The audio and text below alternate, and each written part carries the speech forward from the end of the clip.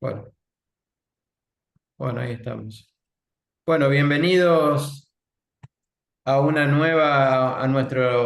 nuestra edición habitual, digamos, de la charla Café y Mercado que habitualmente hacemos con Rami Saavedra, nuestro responsable de research, y donde damos nuestra visión respecto de lo que son las estrategias de inversión. Y fundamentalmente, bueno, en esta charla particularmente estamos incorporando nuestro view del sector de petróleo y gas, y un poco la idea a partir de esta actividad es que podamos comentarles, en atención al breve tiempo también que tenemos para hacerlo, en cada uno de nuestros encuentros un view de un sector de actividad económica distinta.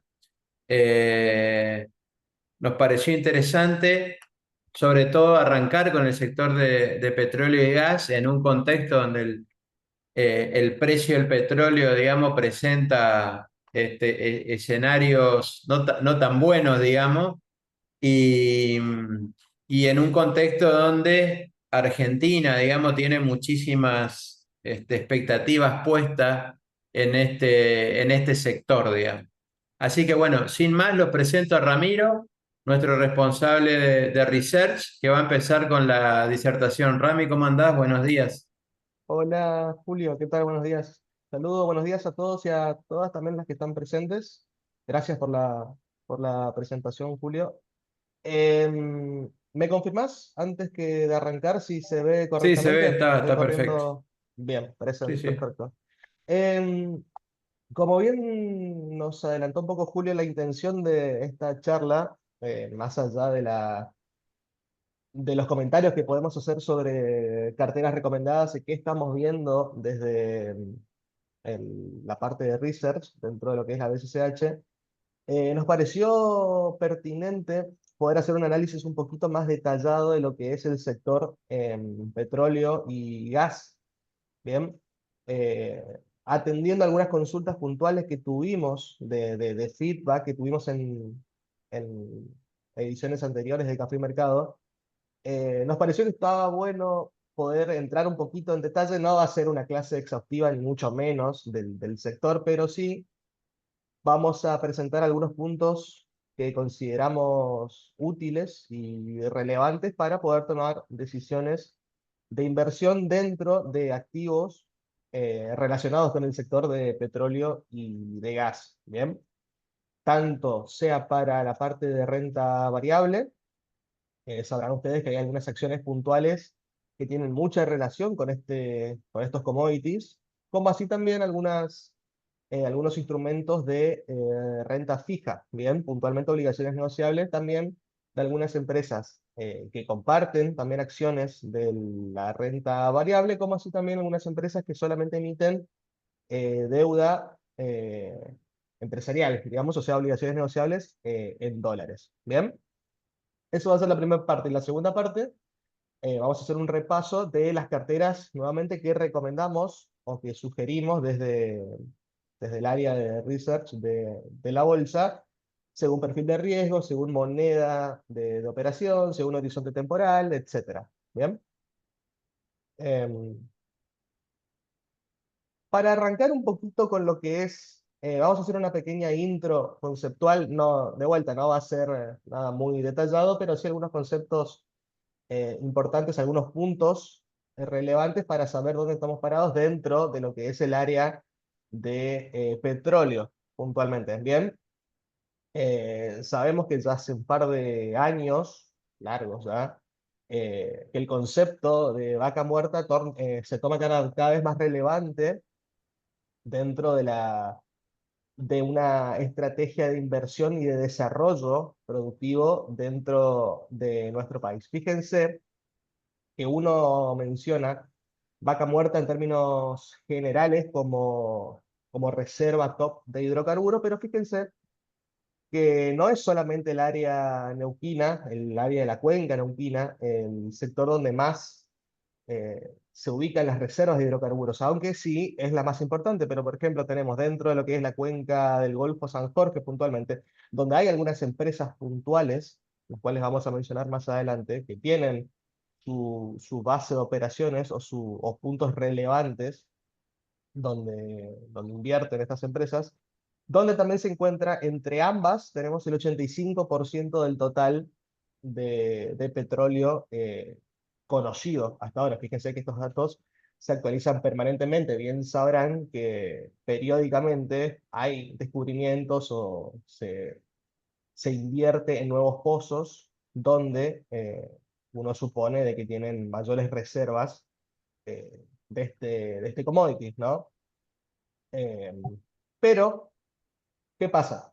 Está muy bueno que tengamos reservas de commodities, es un bien estratégico, lógicamente, pero fíjense que el comportamiento del precio, tanto en términos generales del precio del petróleo, fíjense, ustedes saben que se divide en al menos dos tipos de petróleo.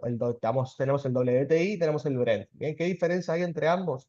En términos conceptuales, fíjense que el WTI, o sea, el petróleo más conocido como el de Texas, bien, aparte de que es de menos, en términos técnicos es de menos calidad que el Brent, es el que tomamos como referencia en la zona americana, bien, en Estados Unidos. ¿Bien? Al contrario del petróleo denominado Brent, que es el que es de referencia tanto en Europa como en Oriente Medio. Bien, y también puntualmente es el que tenemos nosotros como país, dentro de nuestras reservas de hidrocarburos, nosotros consideramos y tomamos como referencia lo que es el petróleo del tipo Brent, ¿bien? Que es más costoso, principalmente, aparte de los términos en función de costos, por un tema de demanda y de geopolítica también, ¿bien? Y por-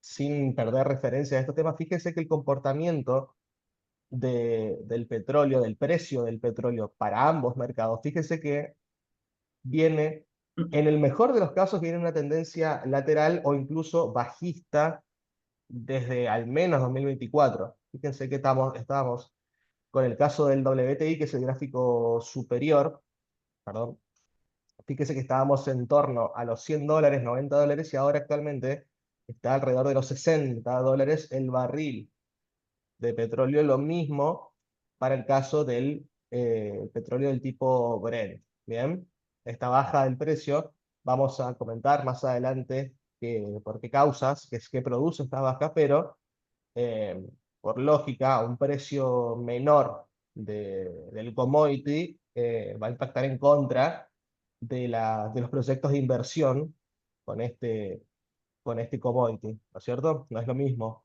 un proyecto con un barril de petróleo a 80, 90, $100 que con un precio a 60, ¿bien?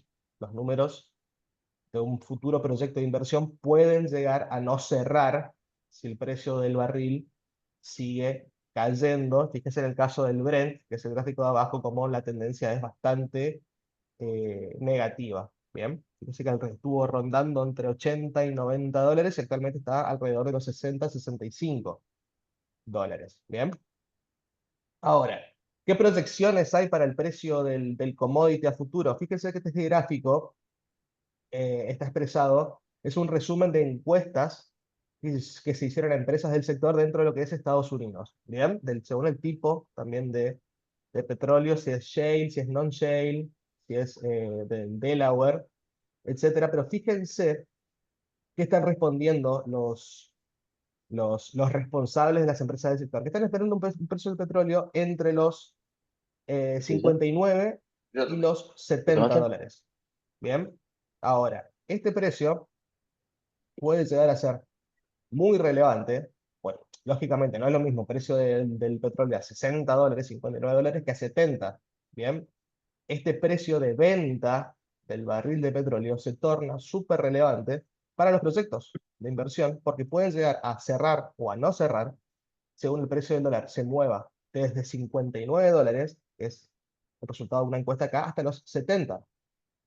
Bien, lo que también me está diciendo esto, que no esperan un rebote muy importante del precio del petróleo, al menos este año. Bien, más allá de los factores geopolíticos. Entenderán que cualquier tipo de conflicto, eh, por ejemplo, en Oriente Medio, va a tener su impacto casi inmediato en lo que es el precio del commodity. ¿Bien?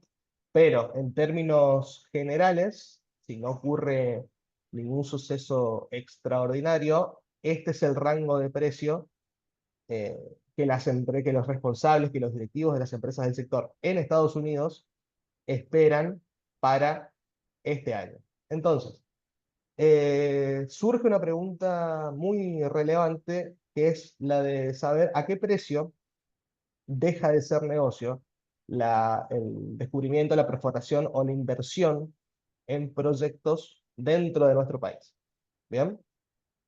Eh, bueno, además, fíjense que se acuerdan que la guerra comercial que generó Estados Unidos a través de Donald Trump no ayudó a bajar volatilidad, mejor dicho, en lo que es el mercado de todos los productos, de todos los bienes y servicios de la economía, pero puntualmente lo que son commodities, ¿bien? Entonces, con el petróleo que ya venía en una tendencia negativa alrededor de los $70, fíjense que actualmente está rondando los 60, 61, $62 en los últimos días de mercado. ¿Bien? Ahora, volviendo a los temas anteriores, fíjense que los proyectos, puntualmente de lo que es Vaca Muerta, muchos proyectos, o la gran mayoría de los proyectos, requieren un precio específico del commodity para poder ser rentables. Bien, alrededor de los 65 dólares. ¿Qué pasa por un precio por debajo? Bueno, lógicamente los márgenes de ganancias se van a achicar. Y si se achican demasiado estos márgenes, se pueden llegar a frenar nuevas inversiones sin considerar o sin que entre en impacto todos los nuevos proyectos vía la ley del régimen de incentivo a las grandes exportaciones o a lo que fue el RIGI. ¿De acuerdo? Eso, aunque funcionan como incentivos y están ingresando inversiones, digamos, sobre todo en el sector petrolero gasífero, si el precio del commodity, del subyacente, no me ayuda, se torna irrelevante. No importa qué tantos incentivos tenga a las inversiones, el precio del commodity, cual yo estoy extrayendo y estoy hundiendo millones de dólares durante años, los números no cierran. Bien, entonces, ¿cuál es el margen o el punto sensible, el precio mínimo a los cuales los proyectos en términos generales van a funcionar? Bueno, uno considera que el piso son los $60. ¿Bien? Por debajo de $60, estos proyectos ya dejarían de ser viables. ¿Bien?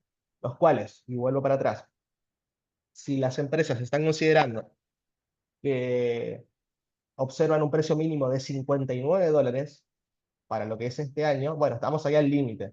¿Bien? De acá para deberíamos ir no solamente para arriba, pero estamos en el límite de lo que es el precio, el piso de bandas, digamos en este caso, de valuación de lo que es el commodity del petróleo. Bien, por debajo de 60, eh, uno supone que los proyectos o las perforaciones deberían disminuirse o suspenderse. Bien, aunque, eh, fíjense, hubieron comentarios puntuales del presidente de YPF, de Horacio Marín, eh, contestando una consulta sobre este tema, pues están diciendo, che, el precio del petróleo está bajando, ¿qué precio la compañía YPF puede llegar a sostener sin que se suspendan los proyectos de inversión? ¿Bien? Y contesta el presidente que la YPF como entidad podría operar con un precio del barril por debajo de los $45. O sea, está ampliando bastante más el piso, el margen de operaciones para proyectos relacionados con el petróleo. Uno considera que Fíjense que esa pregunta que le hicieron al presidente YPF es muy relevante, sobre todo en un contexto donde YPF está concentrando su explotación petrolera en la cuenca neuquina, digamos, desprendiéndose de sus yacimientos más viejos y menos eficientes, digamos, como en la cuenca, digamos, actual de Comodoro Rivadavia, digamos, ¿no? Entonces, es muy relevante, digamos, conocer cuál es el umbral de costos, digamos, que tiene el break-even, digamos, que tiene la explotación en Vaca Muerta. Eh, y lo que ha transmitido el presidente, básicamente, que han logrado una eficiencia de costo que permiten establecer el nivel de break-even, digamos, en esos niveles, digamos, de $45 este, por barril. Exactamente, pero también hay que tener en cuenta, este dato es bastante relevante. Fíjense que una caída, por cada caída de $10 en el precio del barril, fíjense las pérdidas para la industria argentina, para la industria de explotación, de perforación, etcétera, se pierden 2.500 millones de dólares. ¿Bien? Imagínense lo sensible que es la baja del precio del barril, la baja del producto, del commodity, lo cual estamos hablando, que son los ingresos que se dejan de percibir o los costos adicionales que se incurren por la baja del precio. ¿Bien? El comentario que bien dice Julio, que sobre la opinión, la visión que tiene el presidente de YPF sobre el precio del barril, que podrían operar incluso por un precio por debajo de los $45, uno tiende a creer de que no debería llegar nunca a ese precio, o que él supone que no puede llegar a ese precio, pero eh, lógicamente como es un commodity a nivel global y que depende de, más allá del análisis que podamos hacer, y tiene su parte de geopolítica detrás, no hay que dar por descontado que no pueda llegar a ese precio, ¿bien? Pero como comenta Julio, es tal en la mejora que tuvo YPF en términos de eficiencia, en términos de nuevas perforaciones, de rotar hacia lo que es más las inversiones rodeando Vaca Muerta, fíjense que tiene un margen adicional de cobertura, si se quiere, que no estamos trabajando ya con un mínimo de $60, sino que estamos trabajando con un mínimo de $45 para este producto. Ahora, esto tiene relación también, como estamos comentando acá abajo, dentro de un contexto de baja de tasas de interés, que actualmente se están proyectando para el mercado estadounidense, que después eso baja al resto del mundo, una baja de tasas de interés, y también una volatilidad del mercado internacional en general. Fíjense que actualmente, aunque los mercados se calmaron bastante luego de lo que fue el Liberation Day de Trump, que los mercados volaron por los aires y ahora se está acomodando un poco, hay nuevos acuerdos de Estados Unidos, de Europa, etcétera, también tiene gran relevancia el ruido internacional dentro de lo que son los proyectos futuros y actuales de inversión, de perforación, de descubrimiento de nuevos pozos, de YPF. Estamos hablando de YPF puntualmente, pero también tenemos otras empresas que las vamos a mencionar más adelante. Tenemos Vista, tenemos Tech Petrol, Plus Petrol, Petrolera Concagua. Hay varias compañías que también tienen inversiones, tienen instrumentos de renta fija y de renta variable cuyo flujo de fondos depende fundamentalmente del precio del commodity, ¿bien? Y de qué proyecciones de precio a futuro, al menos este año y el año siguiente, 2026, tenemos sobre este producto, más allá de lo que puede ingresar de vuelta a través de lo que es y está activo el RIGI. ¿Bien? Ahora, entrando en detalle ya de las compañías que invierten o que tienen proyectos relacionados con lo que es petróleo y gas, fíjense que nuevamente tenemos la distinción de renta fija y de renta variable, o sea, de bonos y de acciones o CDRs. Dentro de lo que son bonos, fíjense que hay un gran mercado, un gran universo de obligaciones negociables, tanto en pesos como en dólares, con sus distintas variables incorporadas, ¿no? Pero hay un detalle importante acá, que hay empresas que solamente están concentradas en lo que son obligaciones negociables y que no tienen acciones. Por ejemplo, Plus Petrol, vuelvo a mencionar, Tech Petrol, Petrolera Concagua Energía y algunas emisiones puntuales de lo que es YPF y Vista. Fíjense que las tasas que manejan estas empresas, más adelante en la segunda mitad de esta charla, Vamos a mencionar algunas obligaciones puntuales, de obligaciones negociables un poquito más largas, eh, pero que están relacionadas con el sector petrolero. Pero fíjense como, solamente para dar ejemplos, fíjense que la ON, la obligación negociable en dólares, no en ley extranjera de Pluspetrol, fue emitida a 6 años con una TIR cercana al 9%, con una tasa de retorno cercana al 9%, lo cual eh, puede resultar una tasa interesante dentro de una cartera de vuelta, puntual, ya de moderada para arriba, porque tiene una duration bastante larga para lo que estamos acostumbrados, pero con una tasa que puede llegar a ser interesante. Bien, lo mismo para Tecpetrol, lo mismo para Petrolera Concagua y para las emisiones de YPF y Vista. Bien, eso por el lado de lo que es renta fija u obligaciones negociables. Tenemos también por el lado de las acciones de renta variable, hay algunas empresas puntuales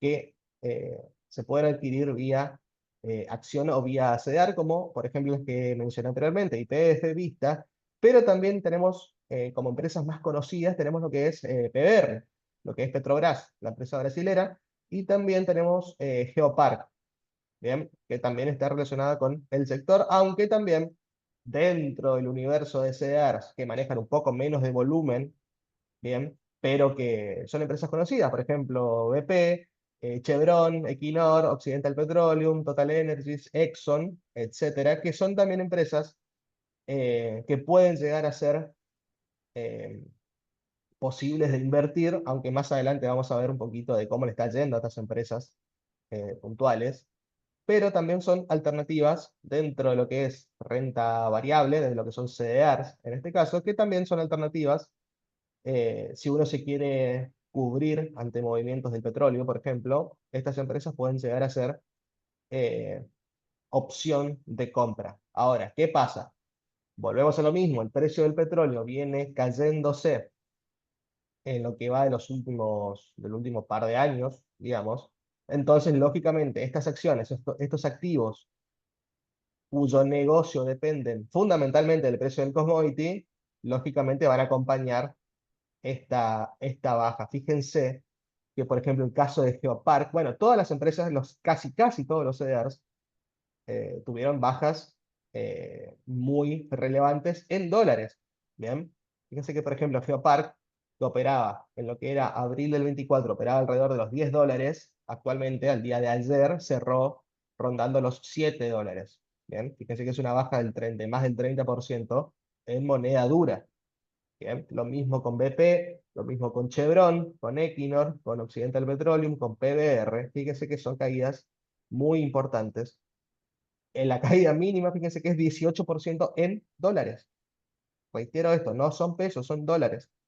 Llegando al extremo de PBR y de Occidental Petroleum, que la caída fue casi 35-40% en dólares, lo cual, ¿a qué voy con esto? De que la empresa, los números de la empresa, o el análisis técnico de la empresa, o lo que sea, puede estar bastante bien, pero si el precio del activo estratégico, del commodity, del cual estas empresas se nutren para su negocio, si el precio cae, lógicamente el papel de la empresa va a acompañar esto, sin importar los números, los costos, la eficiencia que tenga detrás. ¿Bien? Y este concepto es válido para lo que es petróleo, pero también puede ser válido para empresas que operan con el commodity oro, por ejemplo, o plata, o minerales en general. Si el precio internacional de este activo cae, necesariamente las empresas del sector van a verse afectadas, tanto negativa como positivamente, según el caso. Ahora bien, fíjense que hay dos empresas puntuales que no estoy mencionando acá, que están relacionadas con el sector, pero que no tuvieron caídas a este nivel de drásticas, sino que también pueden ser, sí, recomendaciones de compra o de mantener la posición si ya se las tiene, que son YPF como empresa local, y más adelante vamos a ver el caso de Vista. ¿Qué pasa con YPF? ¿Qué drivers tenemos detrás de YPF? Bueno, el contexto político. Es tan sencillo como eso, contexto político y expectativas a futuro con el caso, con el caso de ambas situaciones. Fíjense que YPF, tenemos acá el gráfico, en dólares en el mercado internacional, pero que también se puede operar en lo que es el mercado local de acciones. Fíjese que YPF sí tenemos una baja en lo que es 2025 del 22%, pero fíjense que el comportamiento, la tendencia, acá en el lado derecho del gráfico, la tendencia de largo plazo de este papel, de este activo, está positiva, está bastante sana incluso. Fíjense que el crecimiento de este activo desde diciembre del 23, o sea, tomo diciembre del 23 como referencia por el cambio de gobierno, fíjense que la suba fue de más del 170%, y estamos hablando de dólares acá. O sea, tuvimos una subida muy importante de zona del 16, 15, 16 dólares, ¿bien? A lo que llegó a tocar, que fue alrededor de 45, 46 dólares. Este activo, este papel puntual que es YPF. Tuvimos lógicamente un recorte a la zona actual, no, o más incluso, fíjense que llegó a tocar zona de 24 o 25 dólares, el papel este, YPF, pero actualmente volvió a rebotar y estamos otra vez en zona de 36, 37 dólares. Bien, entonces este papel, fíjese, donde tenemos una tendencia sostenida alcista de largo plazo, pero a diferencia de lo que es Petrobras, por ejemplo, tenemos un contexto político y expectativas, ya sea electorales, políticas, lo que sea, que ayudan, que ayudan y que mantienen, ayudan a sostener lo que es una tendencia positiva de largo plazo para lo que es el comportamiento de este papel. Fíjense que si yo compartiera este mismo gráfico, pero de Geopark, por ejemplo, volvemos o de Chevron o de Equinor, la tendencia es claramente bajista porque acompaña el precio del petróleo, que como vimos en los primeros gráficos, es decididamente bajista. Fíjense que el caso de YPF es la inversa, la tendencia, aunque de corto plazo tengas bastante ruido, porque también te pegas lo que es el precio del commodity, a largo plazo uno supone de que la tendencia de este papel va a seguir sosteniéndose al alza. Lo mismo, fíjense que es bastante similar el caso de Vista, que también es un papel muy conocido, local, pero que opera vía CDR. Fíjense que la baja en lo que es 2025 es del 18%. Esto sin considerar que el Merval, en lo que va de 2025, está bajo también, entre 15, 17, 20% en pesos. Bien, tenemos un año malo en lo que es la renta variable, en lo que va de 2025, un poco recortando lo que fue las grandes subas de que tuvimos en 23 y 24. Pero fíjense que la tendencia de vista a largo plazo sigue siendo positiva. También tal vez un poco más ruidosa de lo que es YPF, porque acá tenemos también el efecto del tipo de cambio. Bien, es un CDR que se ve afectado por el precio del commodity, por los números puntuales de la empresa y por el comportamiento del contado con liqui. Bien, pero aún con ese contexto tan desafiante detrás, este papel, fíjense que la tendencia es claramente alcista. De vuelta, miramos el gráfico de la derecha, fíjense que de 2021-22 a hoy, con recortes en el medio, lógicos, con descansos del papel, fíjense que la tendencia es bastante no, totalmente alcista. Fíjense que partimos de una zona de 8 dólares, 10 dólares, y actualmente con las bajas que tuvimos en el medio, el papel está cotizando casi 50 dólares.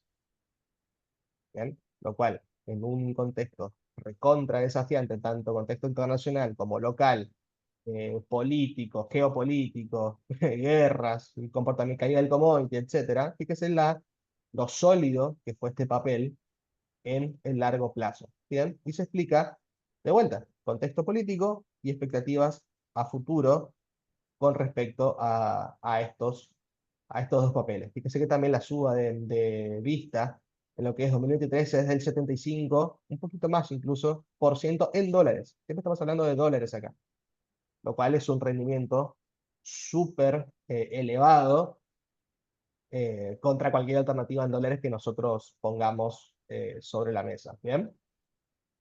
Por eso, como una primera conclusión, ¿qué podemos mencionar desde acá? ¿Qué tanto YPF?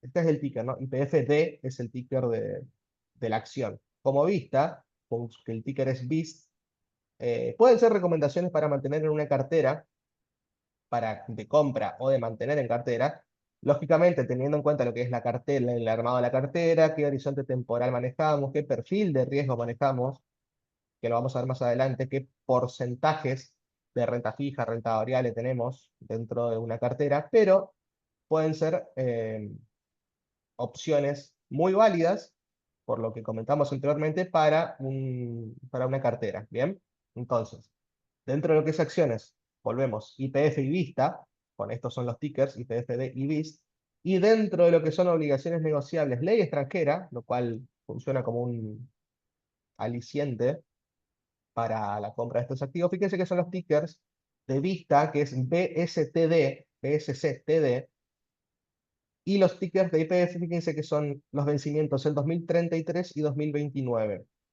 De vuelta, son obligaciones negociables un poquito más largas que la media, pero con las tasas, con unas tasas internas de retorno que resultan muy interesantes. O sea, estamos hablando de una tasa del 7%, del 8% para empresas que logran sostener su tendencia alcista aún con el comportamiento súper volátil del commodity. Y si nosotros suponemos de que el precio del petróleo se va a mantener o va a empezar a subir, estas tasas van a empezar a recortar. ¿Bien? Y si las tasas recortan, por comportamiento del precio, los precios del activo van a necesariamente subir. ¿Bien? Entonces, considerando que son eh, obligaciones negociables un poco más largas que, que el promedio, pueden ser alternativas de largo plazo para inversores en dólares que apuntan a una reevaluación de lo que es el activo, el commodity petróleo, y que también confían en los números de empresas sólidas del sector, como son nuevamente YPF y Vista. Bien, eso para terminar nada más los comentarios que tenemos sobre petróleo y gas. Julio, no sé si hay algún comentario en el chat o alguna pregunta. Sí, sí, lo fui respondiendo Ah, a medida que fuimos súper, avanzando. buenísimo. Bueno, de vuelta, no pretendía hacer una clase de commodities, pero sí algunas visiones puntuales que tenemos desde el área con algunos activos puntuales del sector y qué visiones tenemos a futuro para recomendaciones de carteras puntuales y activos para sumar a un portfolio diversificado. Bien. Em, Ahora sí, volvemos, retomamos lo que es la mención de carteras y recomendaciones que tenemos desde el área de BCCH Research para inversores de vuelta. Vamos a hacer la distinción de lo que son pesos, dólares, renta fija, renta variable y algún mix que tengamos armado. Bien. Hacemos un repaso general en términos teóricos de cómo se puede organizar una cartera del tipo conservadora, moderada o agresiva, que va a diferenciarse por los porcentajes de tanto renta fija como renta variable que tenemos dentro de una cartera. Fíjense que el caso de conservadora, estamos hablando de una gran mayoría, de un 80% de ponderación de activos de renta fija, ¿bien? En la cual estamos incorporando tanto lo que es el fondo Axis Estrategia 20, que es el fondo que administramos desde la BCCH, y algunas obligaciones negociables puntuales en dólares, como puede ser el caso de Vista e YPF que mencionamos hace un ratito. Bien, y la parte de renta variable, podemos incorporar acciones locales del panel líder. Bien, ahora, a medida que nos vamos moviendo de conservador, moderado, agresivo, lógicamente la participación de renta variable dentro del total se va a ver eh, un poquito más elevada. Bien, fíjense que acá en el caso de moderada tenemos un 50-50. Tenemos la mitad de la cartera armada por activos de renta fija, donde incorporamos, aparte del fondo Axis, estrategia 20 en pesos, tenemos tanto obligaciones negociables en dólares como bonos soberanos, también en dólares. Y en la parte de renta variable, en el otro 50%, tenemos lo que son acciones líderes, siguen siendo acciones locales del panel líder, o sea, las de mayor capitalización, las que mayor volumen manejan en el mercado local, y algunos CDRs puntuales. ¿Bien? Ahora, para el caso de una cartera que uno consideraría más agresiva, fíjese que la mayoría de los activos ya son de renta variable, donde incorporamos al juego, a la cartera, activos del panel general dentro de lo que son acciones locales, que son aquellas acciones que manejan menos volumen, que tienen menos capitalización de mercado, que son más riesgosas, que son más volátiles, pero que tienen posibilidades de mayores retornos. Bien, siempre tenemos que tener en cuenta que si uno requiere a una cartera un mayor nivel de retorno o de rentabilidad, necesariamente no tiene que incorporar más riesgo, pero sí tiene que incorporar más volatilidad. Bien, si uno quiere una cartera más tranquila, menos volátil, menos ruidosa, menos riesgosa, en este caso, va a tener que estar de la mano con menos tasa pretendida de retorno. Bien, es un concepto teórico básico, pero no está de más traerlo para que lo recordemos. Bien, y la parte de renta fija en pesos que tenemos la parte de, bueno, nuevamente de Axis Estrategia 20, e incorporamos lo que son bonos tanto soberanos como subsoberanos. Y dentro de subsoberanos, lo vamos a ver más adelante, puntualmente el bono de Buenos Aires 37, ¿bien? Que venía, lo que fue el año pasado, que lo venimos recomendando ya hace bastante tiempo desde Research, que estaba manejando tasas del 30-35% de TIR, llegó a valer 15, 12, 13, ahora está en 17, 18% de tasa, pero ese recorte tan fuerte, producto de la normalización de la economía, del manejo del contexto macro, etcétera, ese recorte casi a la mitad de la tasa de retorno vino de la mano de una suba casi del 100% del precio de este activo, lo cual fue una ganancia muy importante, muy interesante en un corto periodo de tiempo, bien digo. Bien. Bueno, entrando en detalle, ya en lo que son las carteras por tipo de instrumento, vamos a arrancar con lo que es renta fija en pesos. Bien, la cual tenemos. Vamos a presentar 4 carteras que recomendamos desde el área. Fíjense que primero arrancamos con nuestra cartera más eh, con una tasa muy interesante, nuestra cartera más recomendada, bien digo, de lo que es la estrategia de la cartera del fondo de inversión de Axis Estrategia 20. Fíjense que tenemos. ¿Cuál es el objetivo de esta cartera? Bueno, maximizar el rendimiento de la liquidez de los inversores vía inversiones puntuales o mayoritarias en lo que son LECAPs. Fíjense que la ponderación actual del fondo Axis en letras de capitalización, o sea, en letras de corto plazo, está cercana al 70%. Bien, del total de la cartera también tiene un porcentaje de bono ser, o sea, hay una cobertura si tenemos un rebrote inflacionario, tenemos una cobertura a través de ese casi 11% en bono ser, y también incorporamos lo que son obligaciones negociables, tanto PYME como no PYME, fideicomisos financieros, pagarés dólar linked, que están cubiertos con contratos de dólar futuro, bien, para hacer lo que denominamos tasa de interés, tenemos cheques de pago diferido, también, etcétera. Fíjese que la tasa, la TNA de este fondo, de nuestro fondo, está rondando los 45% de tasa nominal anual. Bien, con una duración promedio de la cartera de 0,36 años. Bien, lo cual es un fondo que luce bastante competitivo, con unas tasas muy superiores a lo que te puede ofrecer un plazo fijo, por ejemplo, como una opción, como de las opciones más conocidas que tenemos dentro de una paleta de inversiones, y también es una tasa mayor a la que puedo incorporar con caps puntuales, ¿bien? Como por ejemplo, más adelante lo vemos, pero fíjense que el comportamiento, acá tenemos el gráfico de cómo le está yendo, de cómo le fue históricamente al fondo Axis. Fíjense que a partir de octubre del año pasado, fíjense que el crecimiento, salvo un pequeño periodo a principios de este año, el crecimiento fue siempre al alza, ¿bien? Con rendimientos, que ahí lo tenemos acá abajo mensual, fíjense que abril tuvo un rendimiento del 3,5%, lo cual habla de un muy buen mes en términos de retorno de este fondo, y actualmente lo que va a mayo, aunque faltan un par de días todavía, el rendimiento sigue siendo positivo y está en orden del 2% de rendimiento mensual. Bien.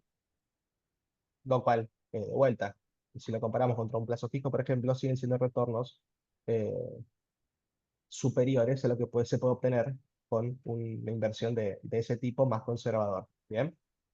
Ahora, si yo lo que quiero hacer es armar alguna cartera puntual de LECAPs, solamente de LECAPs, o sea, una cartera conservadora y que uno apunta a un corto plazo, o sea, ninguno de estos vencimientos que dure más de 3 meses, 4 meses, lo que yo puedo hacer es armar un mix de LECAPs. Fíjense que tenemos vencimientos de en junio, julio, agosto y septiembre.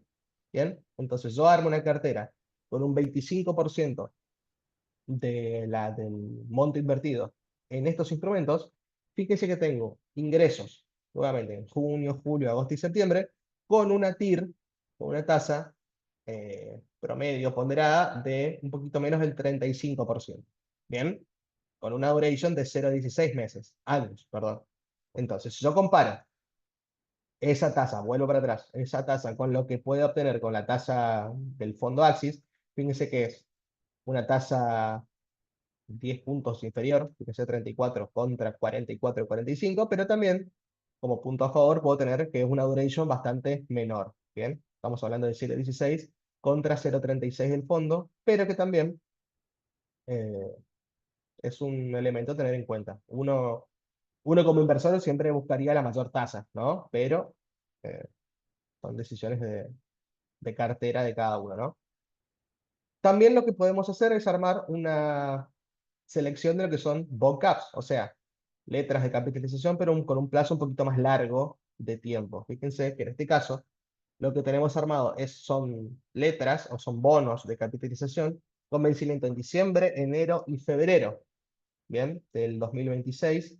Fíjense que la tasa, estamos hablando de una tasa interna de retorno promedio ponderada del 33% con una duration de 0,5. ¿Bien?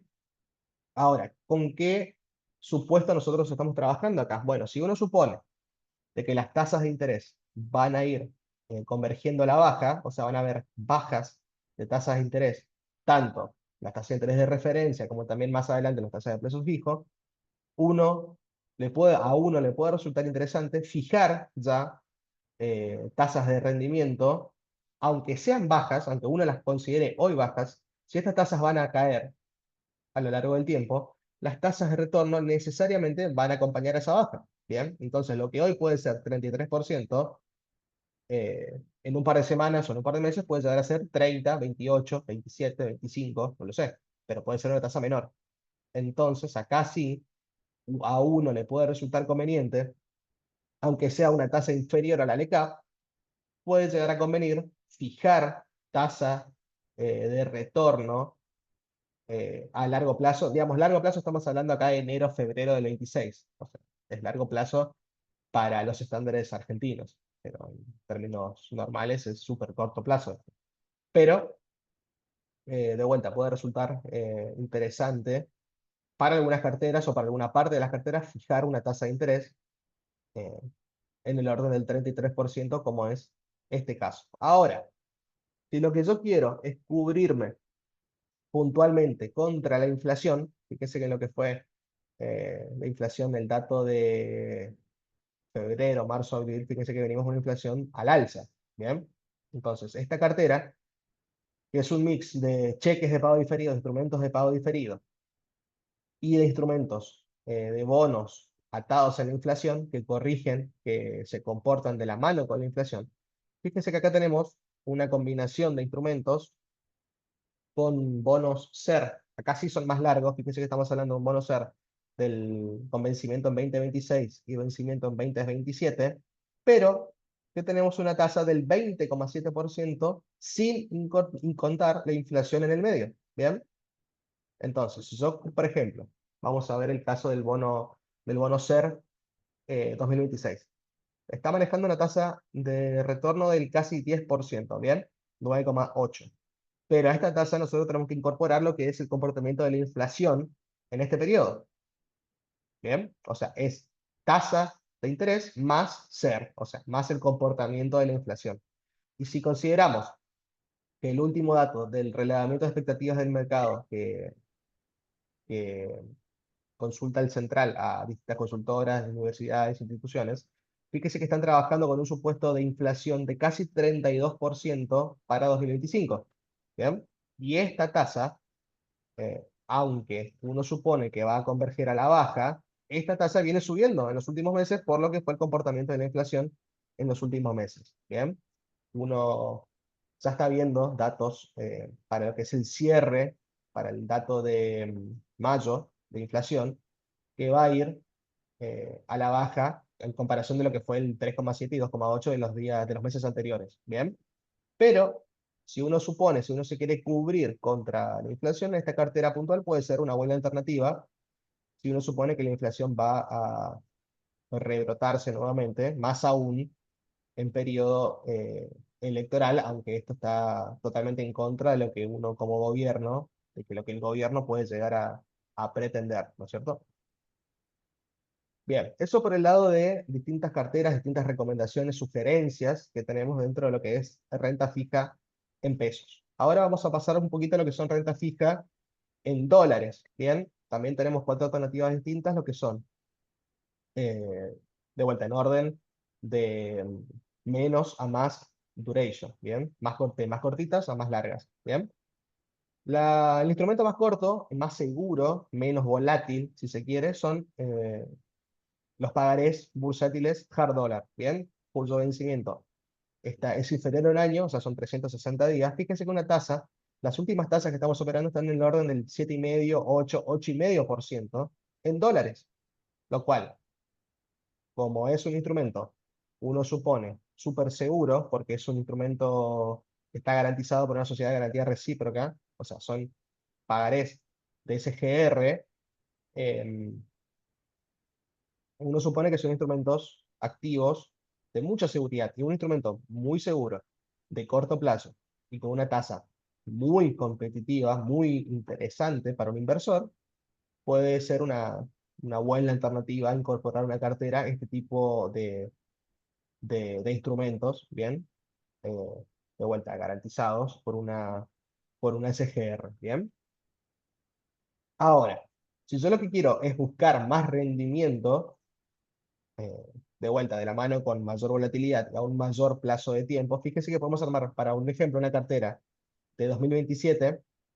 Fíjese que a esta altura, armar una cartera tan cortita es todo un desafío, porque tenemos que, primero, buscar una combinación de activos de emisores confiables, que tengan flujo de ingresos en dólares, que tengan volumen en el mercado secundario.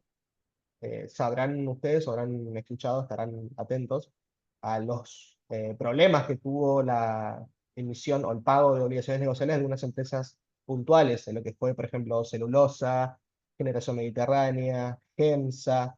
eh, Son empresas que han suspendido el pago de obligaciones negociables, que han entrado, aún no en default, pero que han entrado en consulta de pagos y que ya no está asegurada la devolución del pago de las amortizaciones de los intereses de esas obligaciones negociables, lo cual lógicamente ha impactado de manera totalmente negativa a esas empresas puntuales, pero que también ha impactado a todo el universo de obligaciones negociables, eh, para todos los emisores en general. Bien, entonces en un mercado relativamente chico, como es el nuestro, el efecto contagio que tenemos, el no pago de algunas empresas puntuales, te va a pegar directamente a las emisiones de todas las empresas en general. Bien, con este detalle, no tan detalle en mente, podemos aún así armar carteras puntuales cortitas, o sea, de corto plazo, para lo que son obligaciones negociables en dólares. Fíjense que lo que tenemos acá armado, con vencimiento en 2027, fíjense que son empresas, por ejemplo, Edenor, una minera Exar y Geneia. Fíjense que son las mayores ponderaciones, con un 30% de cada una, para una cartera con una duration general de 1,4 años. O sea, es una cartera superior al año en duration, pero que sigue siendo bastante cortita en lo que es, para el universo de dólares, ¿bien? Y tenemos también un porcentaje pequeño, fíjense que es un 10% en una ON de San Miguel, que también fue bastante castigada por efecto contagio, como bien dije, por lo que fue el comportamiento de Celulosa, de Generación Mediterránea, etcétera, pero que esta ON puntual, fíjense que es San Miguel 2026, eh, si se logra superar lo que es el sacudón este de corto plazo, de todo el ruido por efecto contagio, puede ser una gran alternativa, aunque sea con un porcentaje pequeño de inversión, no vamos a poner el 50% de una cartera acá, pero si un 10%, fíjese que está trabajando con una tasa arriba del 30% a lo que es hoy, cierre de ayer, mejor dicho, que ayer inclusive terminó en alza el precio de este bono, puede llegar a ser un gran diferencial, tener, aunque sea un porcentaje pequeño, siempre sin comentar locuras, ¿no? Pero un porcentaje pequeño en este tipo de activos, que a fin de cuentas, si se logra superar el, el ruido este de corto plazo, se liberan, se corre todo el ruido, se corre toda la complejidad del contexto, puede llegar a ser una alternativa eh, superadora dentro de lo que es este tipo de activos. Bien, siempre de vuelta, con un porcentaje pequeño, pues estamos hablando de un riesgo ya moderado o agresivo, incluso, aunque estemos hablando de instrumentos de renta fija en dólares. Bien. Ahora, si lo que hacemos es alargar el duration, o sea, nos vamos moviendo a lo largo de la curva de duración, fíjese que acá tenemos ya empresas, sí, sólidas y de primer nivel, como por ejemplo YPF, Telecom, volvemos a Enor y acá incorporamos lo que es bonos soberanos, bien, a través del AL30, el bono eh, de mayor liquidez dentro de lo que es el mercado local, bien, y tenemos también incorporado lo que son los BOPREALES, el Serie D puntualmente, con vencimiento 2027. Bien, que también tenemos una TIR promedio ponderada de cerca del 9%, bien. Fíjese que acá la duration, ya estamos hablando de 3 años de duration, pero con empresas de primer nivel, bien. De vuelta IPF, Telecom, Edenor, etcétera, bien. Fíjense el flujo de fondos que tenemos acá abajo, son pagos bastante constantes durante toda la vida de esta cartera, bien. Ahora, volviendo a ese tema, si uno lo que pretende son ingresos mensuales, de, tanto de interés como de capitalización en dólares, lo que puede armar es una combinación de este tipo, de estos instrumentos puntuales, por ejemplo, Aeropuertos Argentina con vencimiento en 2031, YPF 2027, Bonar, Bopreal y el bono puntual de Buenos Aires. Fíjese que con este armado de carteras puntuales con una duration de más de 3 años y con una TIR casi del 10%, fíjese que lo que tenemos acá es un flujo mensual constante de ingresos, ya sea de capital como de interés, que dura desde mayo, o sea, viene de antes incluso, pero que actualmente está desde mayo del 25 hasta noviembre del 28 inclusive, ¿bien? O sea, son más de 36 meses de ingresos de vuelta en dólares y periódicos mensuales de tanto interés como de amortización de capital, ¿bien? Lo cual para un inversor que pretende ingresos mensuales puede ser una cartera muy interesante esta combinación puntual de activos. ¿Bien? Eso por el lado de renta fija, tanto en pesos como en dólares. Ahora, para ir cerrando, vamos a arrancar lo que es la parte de renta variable, o sea, acciones y CDRs, tanto los activos que recomendamos, que armamos con la cartera sugerida desde el SSH, como para la parte de CDRs. ¿Bien? Fíjense que la primera cartera, para lo que es mayo del 25, fíjense que esta combinación de activos o sea, un 65% de acciones locales y 35% de CDRs, incluyendo, como mencioné en la primera parte, un porcentaje en renta de activos de panel general. Fíjese que aún tenemos un rendimiento positivo, volviendo a mencionar lo anterior, que era que el Merval actualmente en pesos está bajo un 15%, 15, 16, 17% incluso, ¿bien? Considerando la suba que tuvimos en los últimos días. Entonces, con un Merval que viene en 2025 a la baja, que esta cartera esté o neutra o positiva, como es la segunda cartera que vamos a mencionar ahora, habla de la resiliencia de una cartera, de un portfolio de activos ante un complejo, ante un complejo escenario y contexto, de vuelta local, como internacional, ¿bien? Lo cual podemos ver todavía mejor en esta segunda cartera, que también la recomendamos desde SSH. Fíjese que la TNA, estamos hablando de un 15%, o sea, tenemos una cartera con el Merval, o sea, con el mercado general bajando 15%, esta cartera rindió un 15% positivo, ¿bien?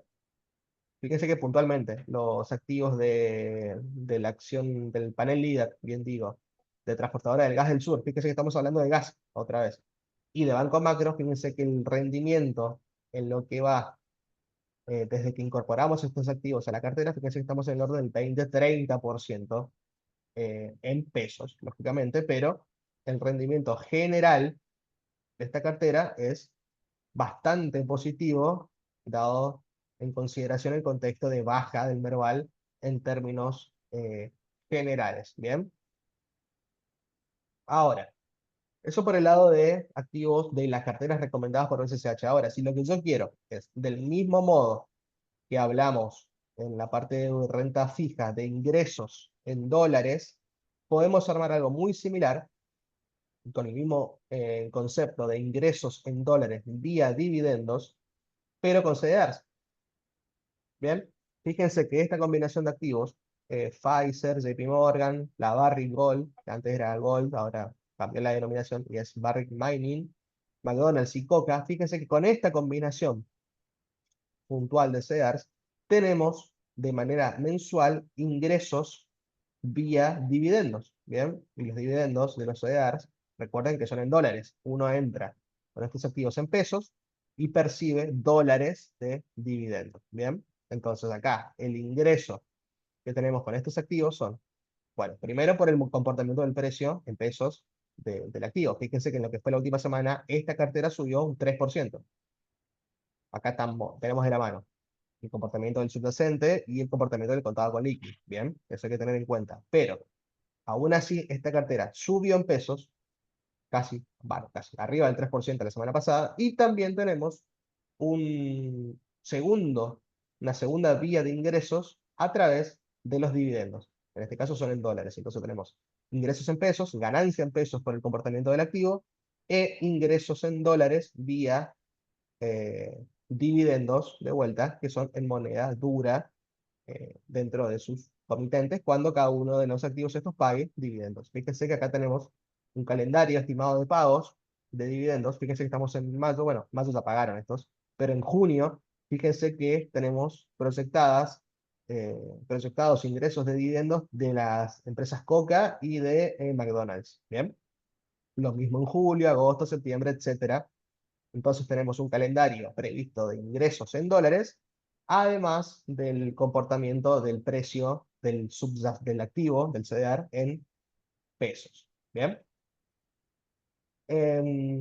Eso es lo último que de la parte de CDRs. Julio, no veo si hay alguna pregunta, alguna consulta. No, mirá, estuve respondiendo algunas preguntas, pero bueno, te repaso un poquito. Eh, la primera tenía que ver con el tema de que estuvimos hablando del break-even del precio del petróleo, digamos, en la zona de Vaca Muerta y particularmente en el caso de YPF. eh, Andrés apuntó que el break-even está de alguna manera incidido también por el peso que tiene el gas, digamos, dentro de lo que es la zona de la cuenca neuquina. Yo, le comentaba, digamos, por mensaje que la cuenca de Neuquina representa dentro de lo que son las reservas de gas del país casi el 70%, digamos. Con lo cual, digamos, de hecho, la importancia relativa, digamos, en la cuenca neuquina es aún mayor, digamos, en el caso del gas respecto al petróleo, digamos. Eh, y después, otra pregunta vinculada, estamos bajando. Iván preguntó respecto de las inversiones de Tecpetrol en Cerro Dragón. Yo les comentaba que bueno, Cerro Dragón es una explotación, digamos, de la cuenca de Chubut, que tiene más de 70 años, un yacimiento viejo, digamos, y Sí, que se está bastante. reconvirtiendo este, con un nuevo nombre, digamos, que se llama Aurora Austral. Ah, qué bueno. Este, sí, y que, bueno, a esos efectos, digamos, se está reconvirtiendo a shale, digamos, porque han encontrado, digamos, petróleo en una profundidad entre 2.500 y 3.000 metros de profundidad y que la provincia, fundamentalmente la provincia de Chubut, a raíz de la salida de YPF, digamos, de la cuenca, y obviamente con los efectos, el efecto que tiene eso en los ingresos de la provincia, digamos, ¿no?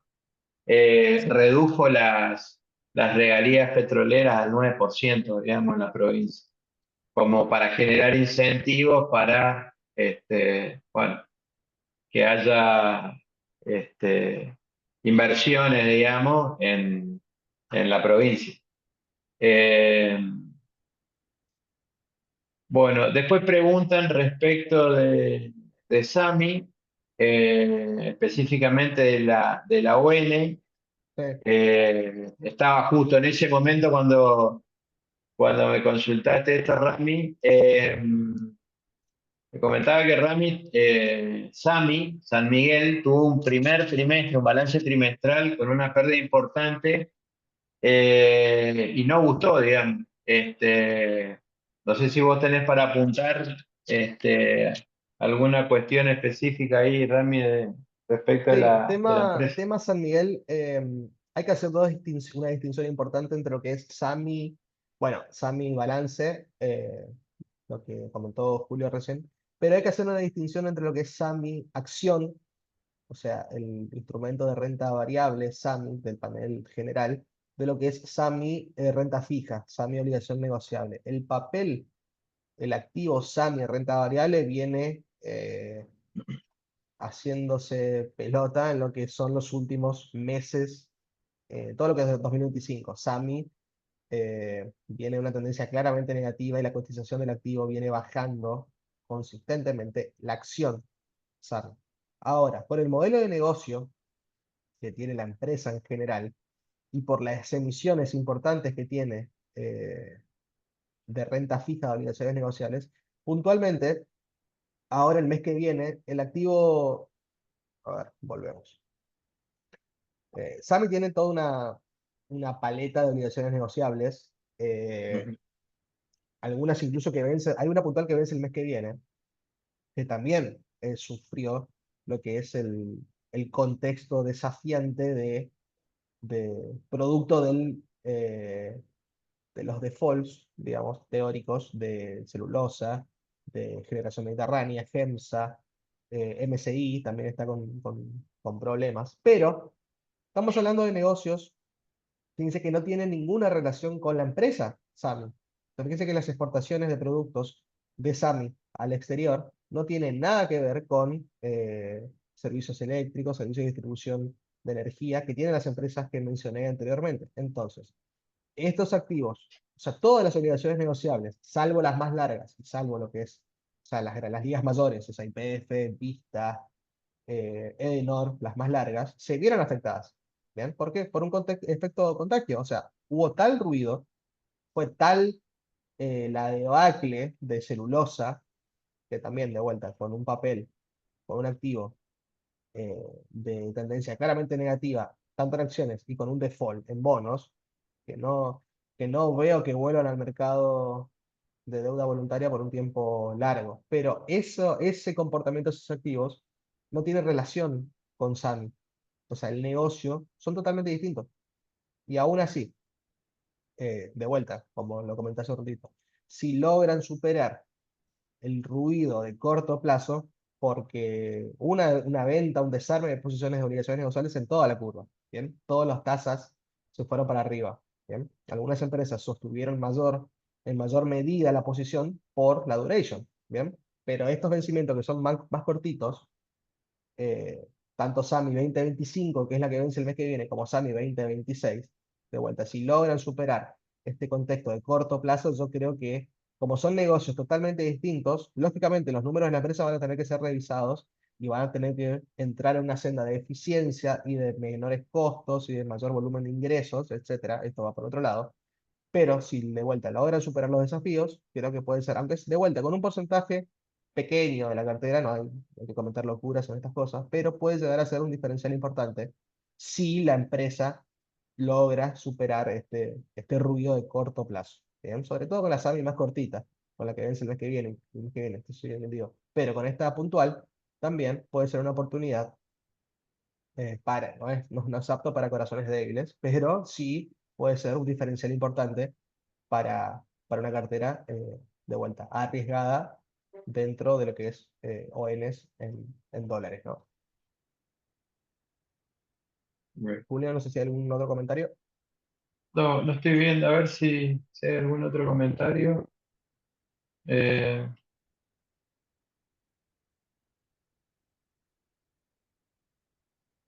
no, como comentario, digamos, esto que indicaste, la curva de ON estaba cara, digamos, ¿no? Es una realidad, inclusive estaba desarbitrado con el soberano, digamos, claramente. Y esto de alguna manera, esto que vos comentabas, digamos, de la corrección de la curva de ON, no deja de ser saludable, digamos, a los efectos de ese desarbitraje que veíamos entre la curva de obligaciones negociables y la curva de hard dollar, digamos, del soberano, ¿no? Exactamente. El tema es que el ruido de corto plazo puede Sí, generar sí, algunas totalmente. preguntas y que afecta a la cartera de uno, pero no deja de Ujú. ser.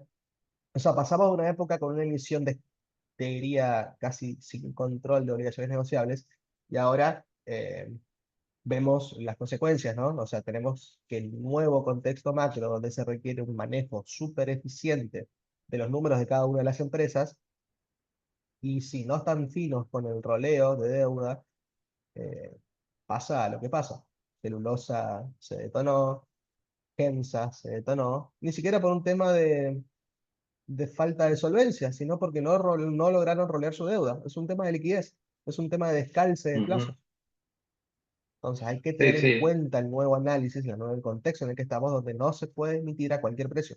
No cualquier empresa puede estar eh, Sí, dispuesta sí, claramente, a digamos, mandar deuda. traducido para que se entienda, digamos, Mm, el corrimiento de las curvas de obligaciones negociables, de alguna hacia arriba, encareció las nuevas emisiones, digamos. exactamente. Entonces las empresas a la hora de emitir están reevaluando, digamos, sus alternativas, este, justamente por el mayor costo financiero que trae aparejada, digamos, una eventual nueva emisión, digamos. Acá hay una pregunta off topic, digamos, de Andrés, que comenta cómo vemos el mercado de tasas para créditos. ¿Algún comentario sobre esto? Me interesa. Yo, bueno, contesto, Rami. Bueno, A ver, en un escenario de desinflación, digamos, como el que estamos transitando, es muy probable que las tasas de interés acompañen eh, la caída de inflación, digamos, ¿no? Entonces, si bien los bancos todavía tienen costos de operación que son muy altos, que de alguna manera, digo entre comillas, justifican los spreads tan altos, digamos, eh, la reducción del spread va a estar sujeta a que la intermediación financiera crezca exponencialmente, digamos. ¿A qué me refiero? Que hoy venimos desde niveles de monetización del sistema financiero que son muy bajos, es decir, los préstamos y los depósitos en términos de producto se encuentran en niveles bajísimos, de los más bajos en Latinoamérica, digamos. Hoy no llegamos al 10% del peso que tienen los depósitos y los préstamos en términos de PBI. Y eso, obviamente, ese nivel de intermediación tan bajo, digamos, también presiona los costos, digamos, ¿no? Entonces, en la medida que ese grado de monetización que tiene la economía suba, los bancos seguramente irán bajando sus spreads por aumento de volumen fundamentalmente, pero eso no lo vamos a ver, digamos, en el corto plazo. En un proceso de mediano a largo plazo que lo vamos a ver este, bastante tiempo, digamos, ¿no? Pero coyunturalmente, yendo a tu pregunta, Andrés, las tasas de interés se van a reducir, digamos, conforme la inflación siga en esta senda decreciente, digamos, con spread de los bancos todavía altos, digamos. ¿Sí? Sí, Bien. no, una cosita para agregar nomás, o sea, no va a ser un corrimiento inmediato de tasas, pero si uno supone de que las expectativas del gobierno se cumplen, eh, la baja de tasas es una consecuencia inevitable del contexto macroeconómico Ujú. financiero local. Esa baja de tasas lógicamente va a arrastrar a la baja todas las tasas en general de la economía, pero algunas con mayor rezago que otras. Pero el comportamiento uno supone que va a ser a la baja de todas las tasas. ¿Bien? Perfecto. Bueno, no viendo más preguntas, Rami, vamos cerrando la actividad. Muchísimas gracias a todos los asociados, clientes, amigos por participar de la actividad. Y bueno, nos estamos viendo el mes que viene en otra nueva edición de nuestro ciclo Café y Mercado con Rami. Bueno, Un perfecto. abrazo. Muchas gracias, gracias. Saludos a todos. Que tengan buena Chao jornada. Gustavo, chao Carlos, que recién los Chao, veo. chao. Saludos a Chao, todos. hasta luego. Un abrazo. Bye bye. Chao. Gracias.